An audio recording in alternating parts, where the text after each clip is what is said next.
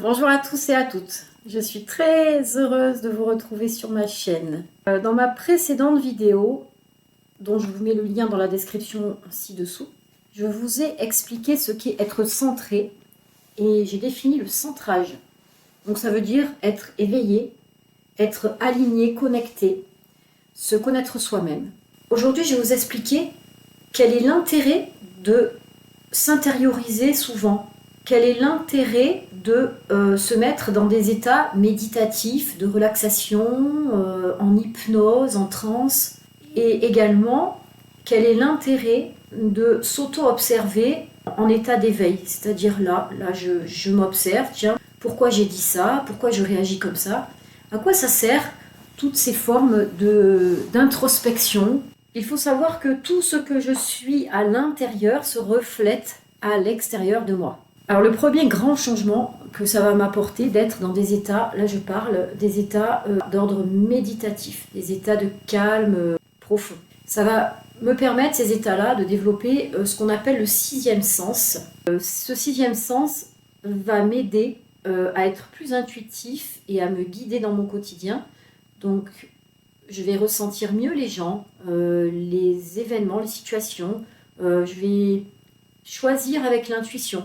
Donc, je vais être plus réceptif au monde invisible, entre guillemets, et je vais être plus capable de capter les informations qui sont autour de moi. Le deuxième grand changement que va m'apporter le fait de m'auto-observer dans le cadre de la vie de tous les jours. Ça permet de changer ses habitudes, ses réactions, et de mieux s'adapter, de sortir aussi de ses conditionnements et de ses limites.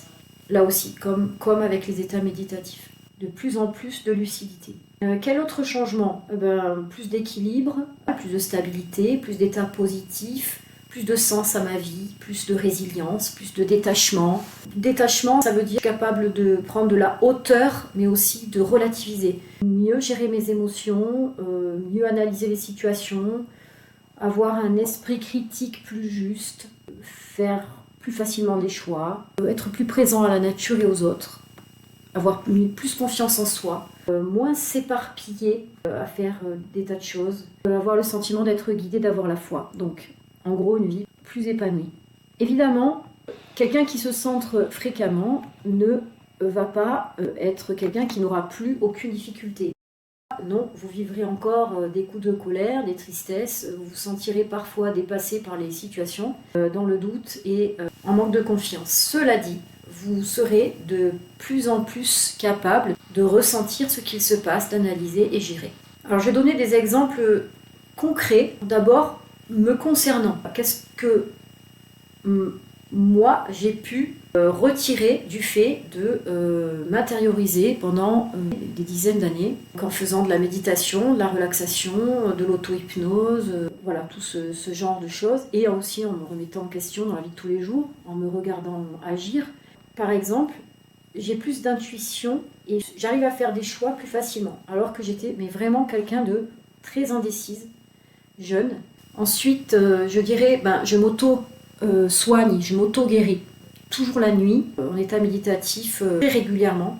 Je remets à zéro mon corps, je reset et ça m'est très utile. Je sais gérer plus facilement mon stress au travail.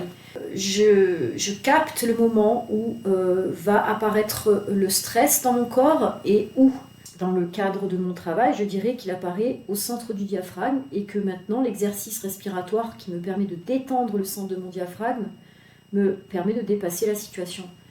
Encore un autre exemple, je dirais, c'est de faire redescendre l'énergie dans mes pieds et dans la terre pour retrouver stabilité, aplomb et sérénité dans des périodes ou des journées où j'ai vraiment le sentiment d'en manquer. Pour parler de façon générale, caricaturer un peu les personnes qui, justement, n'ont pas l'habitude de s'intérioriser, le font peu ou ne le font jamais. Les personnes qui ne sont pas très centrées sont des personnes qui vont beaucoup plus juger les autres. Elles vont manquer de compassion pour elles-mêmes et donc elles vont en manquer pour leur entourage. Elles vont porter la faute et la responsabilité sur autrui parce que tout simplement, elles ne se regardent pas en face. Ensuite, elles vont aimer l'agitation. Elles vont avoir tendance à occuper au maximum leur journée de choses à faire pour éviter de se retrouver dans des moments de silence ou de calme. Elles vont également avoir tendance à dire des choses qu'elles ne feront pas. Elles vont également s'éparpiller facilement. Elles vont commencer quelque chose et puis elles vont mettre des heures à le finir. Elles vont faire plein d'autres choses entre-temps. Elles vont manquer de présence. Donc je marche en forêt, une personne non centrée, elle va avoir de la difficulté à rester dans le silence de la forêt, à écouter les oiseaux et elle va avoir tendance à vouloir parler et remplir le vide. Elle aura tendance à se trouver peu souvent au bon endroit, au bon moment, pour attirer les opportunités. Et ça, à cause du fait qu'elle cultivera plus le mental que l'intuition. Et donc, elle dira qu'elle n'a pas de chance, mais en fait, elle n'arrive pas à pressentir les situations. Donc, elle va se retrouver souvent à la mauvaise caisse, ou elle va choisir la mauvaise personne, le mauvais chemin. Dans les moments aussi les plus difficiles de la vie, une personne qui n'arrive pas à s'intérioriser va avoir tendance à aller encore plus de négatif. En fait, elle va entretenir pensées, émotions négatives et elle n'aura pas de détachement suffisant pour transmuter le négatif en positif. À l'inverse, une personne qui se regarde souvent elle-même, quand elle va par exemple vivre un grand moment de tristesse, elle s'en servira comme d'un tremplin pour apprendre à mieux cultiver la joie. Si par exemple une personne est amenée à vivre le manque d'amour à répétition, ça lui permettra de mieux trouver cet amour par elle-même, etc. Une dernière chose que je voudrais vraiment faire passer dans cette vidéo, c'est de dire que cet état de centrage, c'est quelque chose qui se cultive par l'effort, parce que ce n'est pas toujours facile de regarder ces parts d'ombre. Ça demande de la motivation, parce qu'il faut être régulier. Le changement se fait toute la vie, et on n'aura jamais fini de se centrer et de se remettre en question. C'est quelque chose de continuel. Si on veut vraiment en profiter, ça doit devenir une discipline.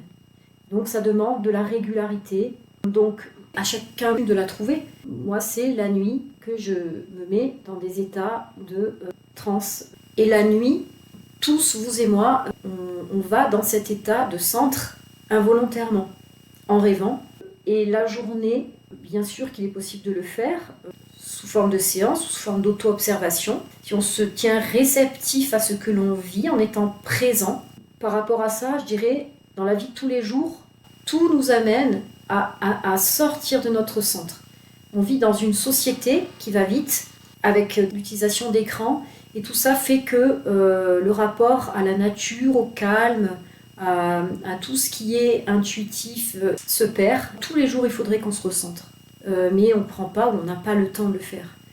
Et même si on est quelqu'un qui médite fréquemment, on est toujours, en tout cas, je dis ça pour moi, on est encore parfois stressé le soir, avec le mental qui tourne, à cause d'une journée psychologiquement fatigante, trop chargée.